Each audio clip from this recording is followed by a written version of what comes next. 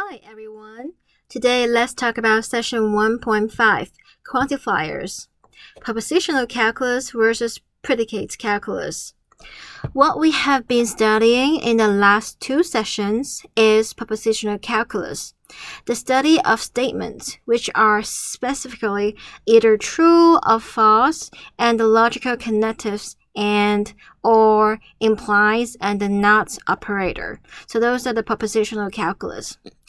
A predicate, which is also called a propositional function, is a more complex situation, but it is related. Okay, here is the definition. Let P of X be a statement with variable X and let D be a set. We call P a propositional function or predicate if for each X in the set D, P of X is a proposition. So P of X is either true or false. We call D the domain of the disclosure of P. Okay, the domain of disclosure specifies the allowable values for X. Do you remember before we talk about propositions? So X minus 3 equals 11. This is not a proposition. Do you remember that in session 1.2? Okay.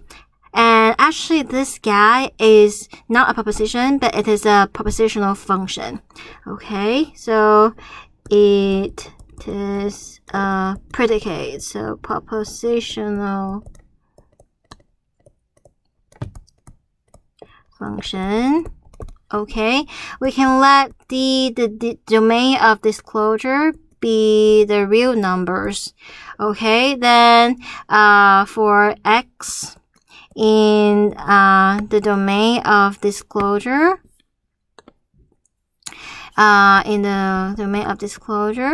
okay, so D, P of X is a proposition. Okay, so for example, we can pick 14. 14 is a real number. So P of 14, so 14 minus 3 equals 11 is a proposition. And it is true, right? If it's a proposition, we can tell whether it's true or false. However, 13 minus 3 is 10, it's not 11. So then P of 13 is false. Okay, so this is a propositional function. It's not a proposition, but when we plug in specific values in it, we get a proposition, and then we can tell whether it's true or false. Okay, so let's look at the example. Let P of N be the propositional function predicate. N is an odd integer, where the domain of disclosure is Z, the positive integers. Is P of 3 true or false? So what does P of 3 means? So we plug in N equals 3, right? So we get 3 is an odd integer. Okay, so 3 is an odd integer. Is this true or false? Well, this is true, right? And then is P of 6 true or false? So 6, we plug N equals 6 in it. So 6 is an odd integer. Is this true or false? Well, 6 is an even integer, right? So 6 is 2 times 3. Okay, so it's an even integer, then this is false. So far, so good, everybody? Okay, let's continue to look at more examples. Examples are the following propositional functions. Okay, let's see. First one, n squared plus 2n is an odd integer, where the domain of disclosure is positive integers. Well, that is true, right? Because this guy is P of n. And the domain of disclosure is positive integers. So that is the D. Okay, next. X squared minus 3x minus 2, where the domain of disclosure is R, and this is a propositional function, right? And P of X is this quadratic equation, and the D is the R. All right, so far so good, everybody. Okay. So we should say, okay, yes, it's a propositional function. Yes, it's a propositional function. Next, the person is greater than 5 feet 10 inch, where the domain of disclosure is the set of people from Sweden. Okay, is this a propositional function? Yes, because we don't know what the person is. Okay, so we don't know what this person. So the person is greater than 5 feet 10 inch. I think there's a typo. There's no right there. Okay, so this is P of the person. I don't want to use P for the person. Okay, let's call the person is X again. So this is P of X. And yes, this is a propositional function, and the domain of disclosure is a set of people from Sweden. So this is the D. Okay. However, I'm gonna make, if I change this sentence a little bit, oops, let me change the color here.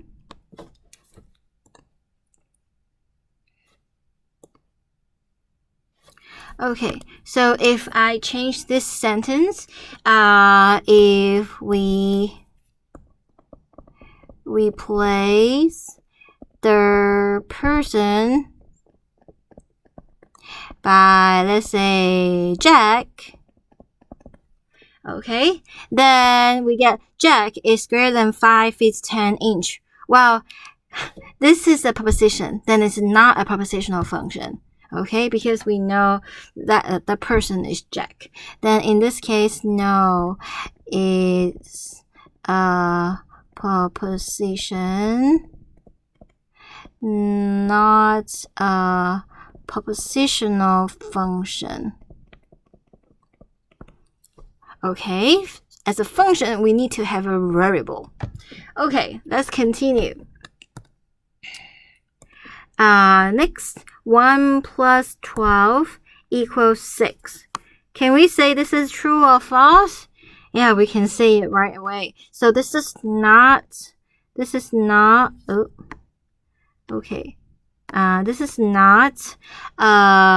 propositional function. It is a proposition. So no. Okay. So far so good, everybody. Okay, next. There exists x such that x is less than y given a y value. So x and y are real numbers. Okay, now let's see. Okay, so how do we say that? Okay, so P of x is x less than y. Okay, and the domain of disclosure, the domain is real numbers.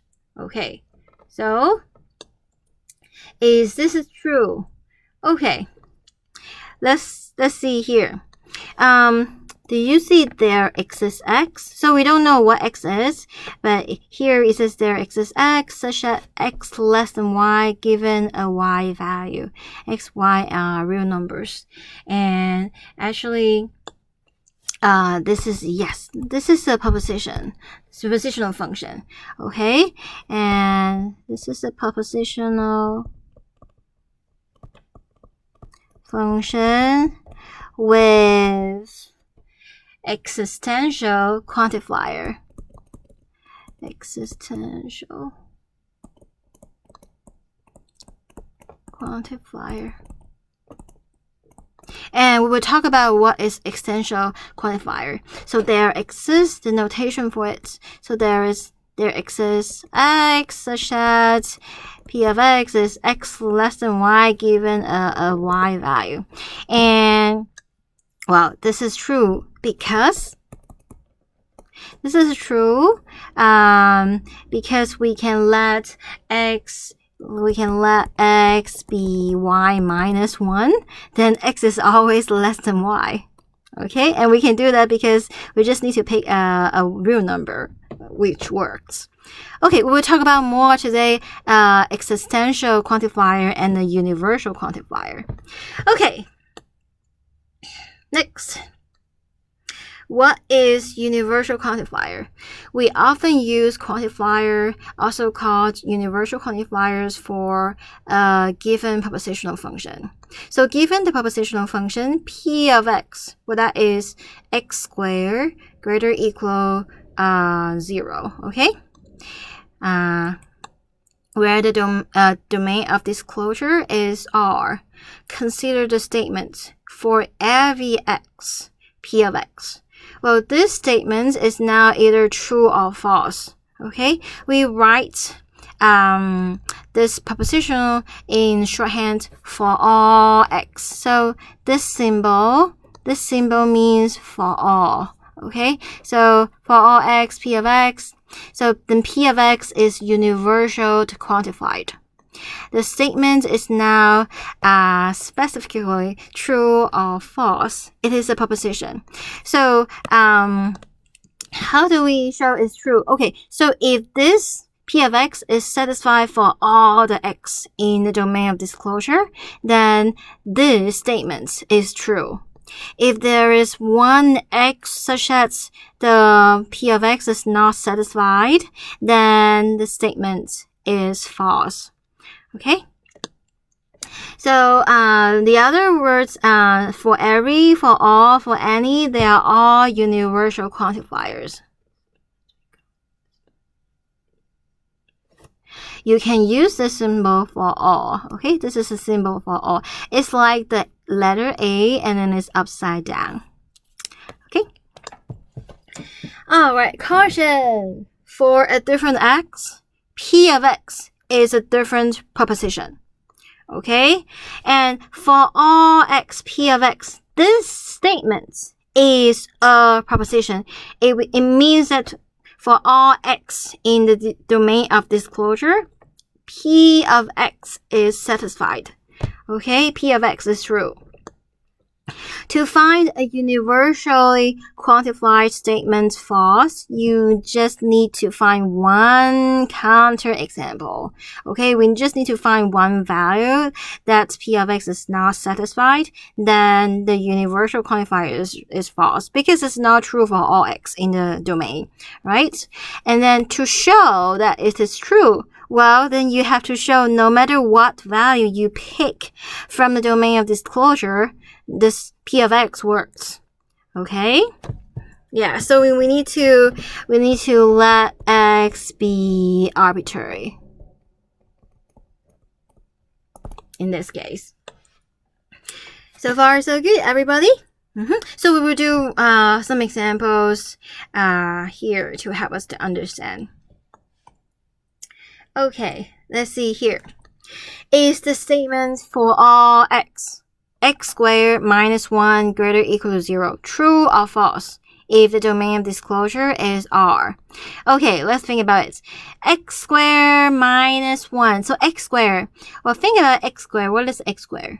Well, this is a parabola, right? X squared is like a parabola like this. And what is the smallest values can it be?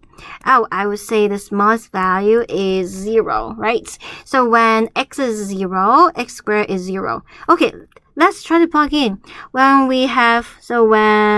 x is 0, we get x squared is 0.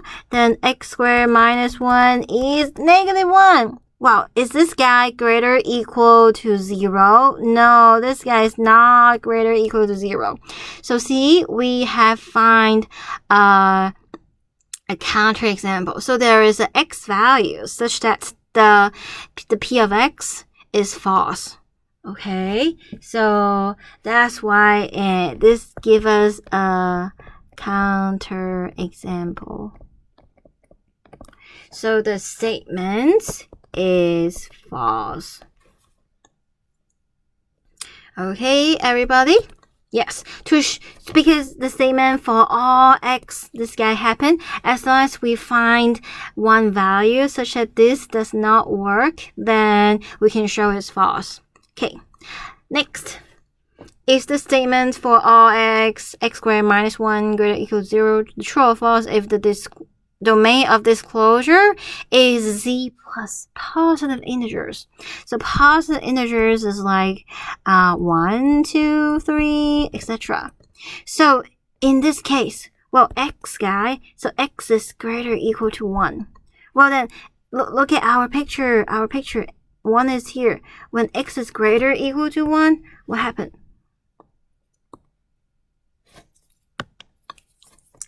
When x is greater or equal to 1, we're at this piece. X squared minus 1 is actually greater or equal to 0. Oh, maybe we should put x squared is greater or equal to 1. So x squared minus 1 is greater or equal to 0. And this is for all x, okay? This is for all x. For all x in the domain of disclosure, positive integers. Okay, that's why now we have shown this statement holds for all x in positive integers, so it is true. Okay, next. It's the statement for all x squared greater than 0 true or false if the domain of disclosure is R. Well, this is false, right? Because we just said if x is 0, then x squared is 0. It's not greater than 0. So this gives us a counter example. So then that's why this guy is false. However, how can we make this statement true? So we mark here how do we modify the domain of disclosure to make this statement true? Okay, so how to make this statement true? Okay, so change the domain of disclosure to be R positive or R negative. Actually, as long as it's not 0, okay, as long as you delete the 0 in it, then this statement is true. Okay, no matter x is positive or x is negative, x squared is always positive. So far, so good, everybody. So remember this guy is set minus. Set minus means it's the real number line, and then you take out the point 0. Okay, so we put an open circle at the point 0. So far, so good, everybody. Okay.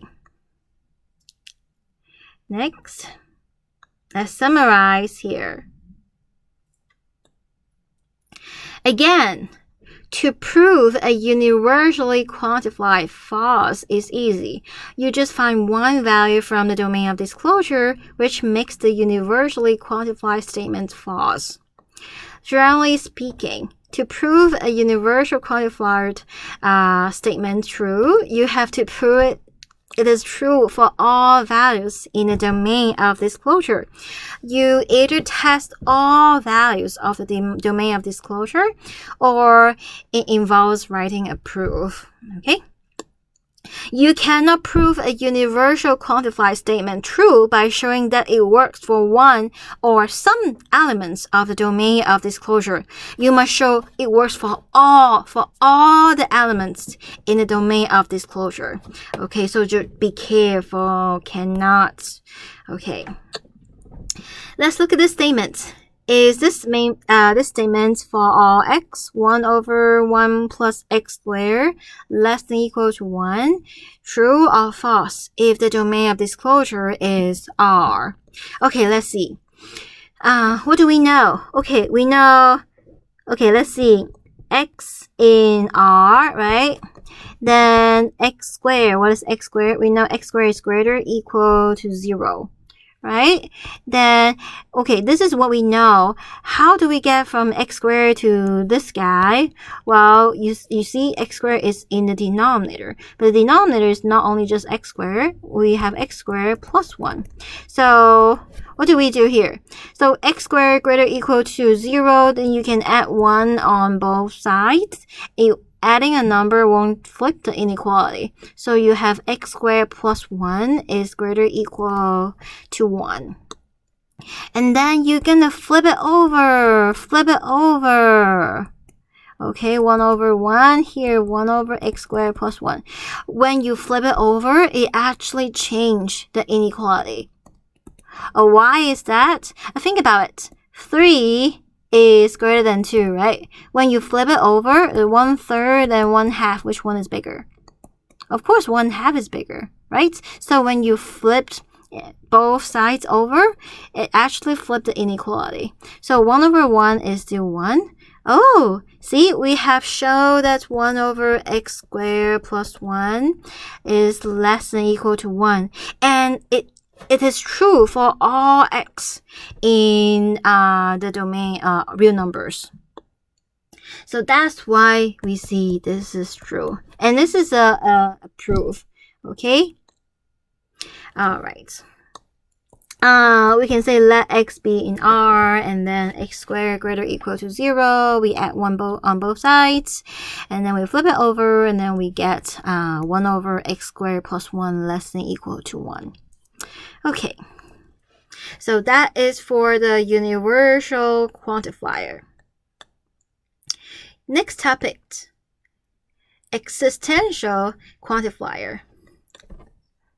So consider the statement there exists x such that x plus 2 equals 3 in the domain of disclosure z plus, that's the positive integers.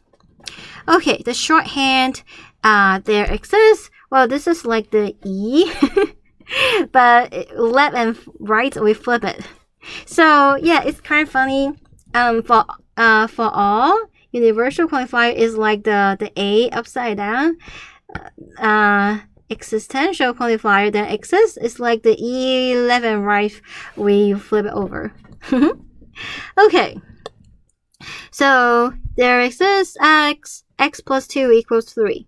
We say the propositional function p of x is x plus 2 equals 3 is existential quantified. The statement is now true. It is either true or false. So it is a proposition.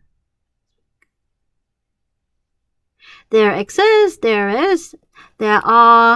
existential quantifiers. So this is other words we can represent it. And you can use the symbol, this symbol, there exists. Okay, to prove a propositional function with an existential quantifier true, you only need to find one value in the domain of disclosure that make the propositional function true. And now to prove an existential quantifier false, you must show that the propositional function is false for all values of the domain of disclosure. So far, so good, everybody? Okay, a lot of definition, right? Let's look at the examples. Examples help us to understand. Okay. Hi, everyone. Today, let's talk about session 1.3. Conditional propositions and logical equivalence. I pressed the wrong button. Okay, let's continue. Example is there is x squared minus 2x minus 3 equals 0, true or false, if the domain of disclosure is R. Well, this is quadratic function. Do you remember quadratic function? Okay, so quadratic function is parabola. Parabola, there are 3 cases. Okay, so here we have 2 real roots, and we can have 1 real root, and we can have no real root. Well, if we have no real roots, it means we have 2 complex roots. Okay, so 2 real roots. When do we have 2 real roots? Okay, suppose ax squared plus bx plus c equals 0. And then what is the quadratic formula? Well, that is 2a negative b plus or minus b squared minus 4ac, right? When do we have 2 real roots? Is when the things inside the square root is positive. So we call this guy discriminant. B squared minus 4ac is positive. And when do we have 1 real root? Is when the things inside the square root is exactly 0. So the discriminant is 0. When do we have no real root? Well, that's when the discriminant is negative, because square root of minus 1 is defined to be I. So you're going to expect to have like alpha plus or minus beta I. You're going to have complex conjugate roots. Okay, now let's see. Here, so in order to see whether we have a root, we can either factor it or we can find the discriminant. Let's try to factor it first. Maybe we can factor it. Okay, can we factor it? So x, wow, yeah, negative 3 and plus 1 will do the job, right? Negative 3 plus 1 will give us negative 2. So this means x is 3 and x is minus 1. Yes, this is true because the domain of disclosure is R. So we can find the 2 number 3 or minus 1 such that this proposition is true. Okay, so this is true. Their excess means if we can find some value satisfy this propositional function, then this is true. Okay, next, can we factor it? I don't think so. 5 and 1 won't give us 2. So let's check the discriminants. It's b squared, so minus 1. B is minus 2. Okay, so minus 2 squared minus 4. A is 1, C is 5. 2 squared is 4. 4 minus 4 times 5, 20. Negative 16. Oh, you can see it's negative, so no real roots. There's no x such that this could happen. So that's why it's false. Okay, so no, because no real roots can satisfy this quadratic equation. So far, so good, everybody. See, for existential quantifier statements, to show it's true, we just need to find one value to satisfy the propositional function. And to show it is false, we must show that there's no value can make this work. Okay, let's continue.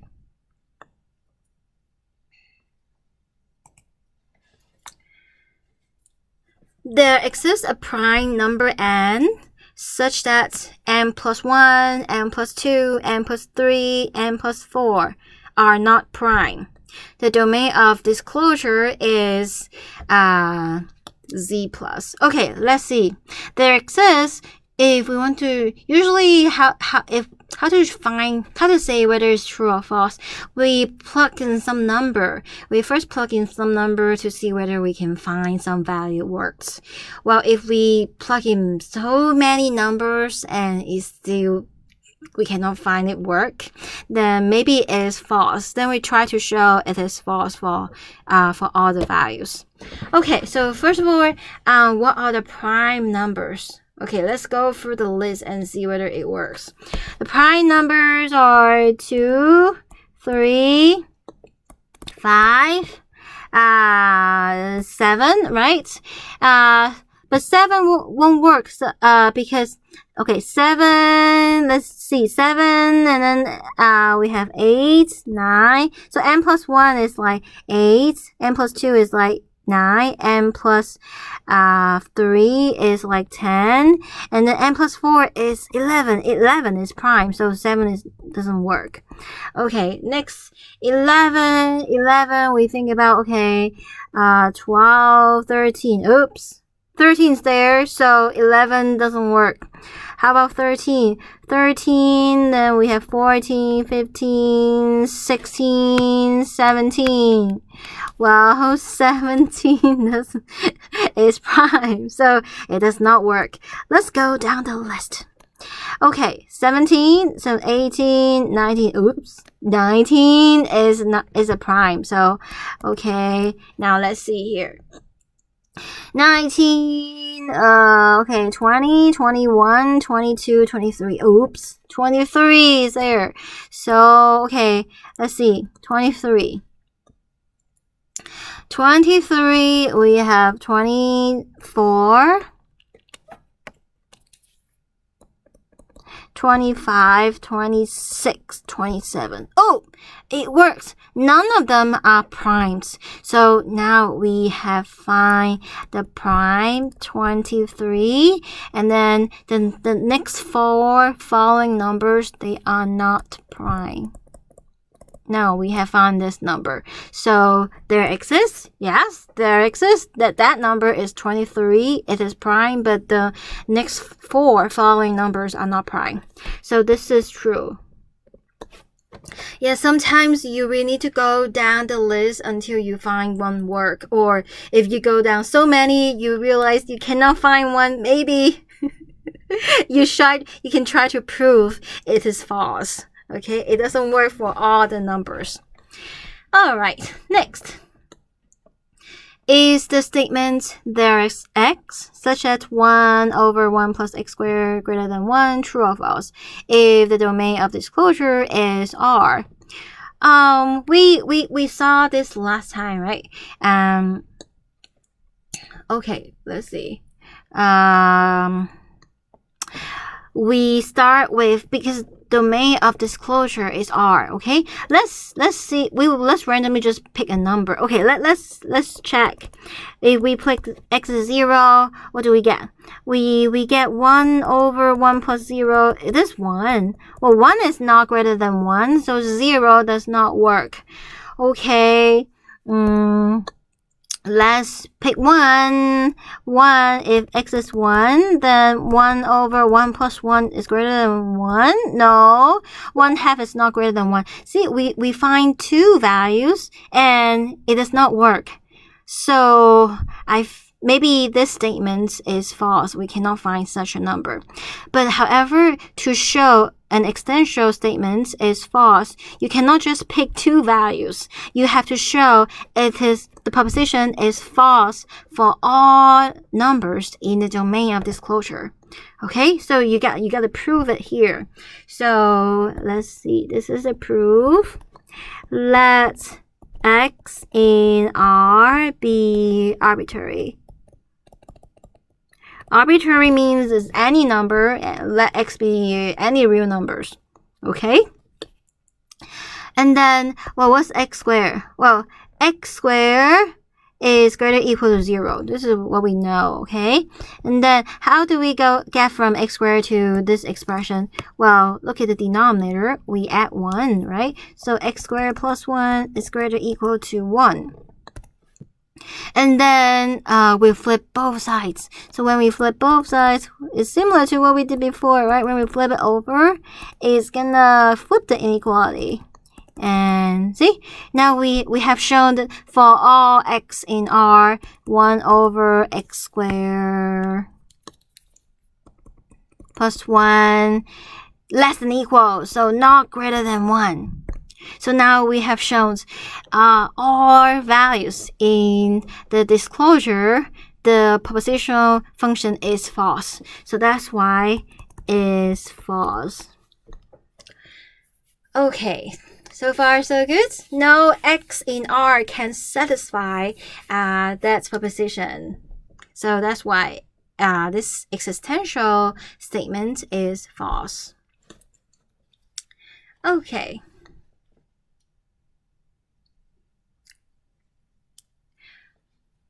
Alright, so let's take a little break here. Okay, we'll continue in video part B. Okay, see you soon.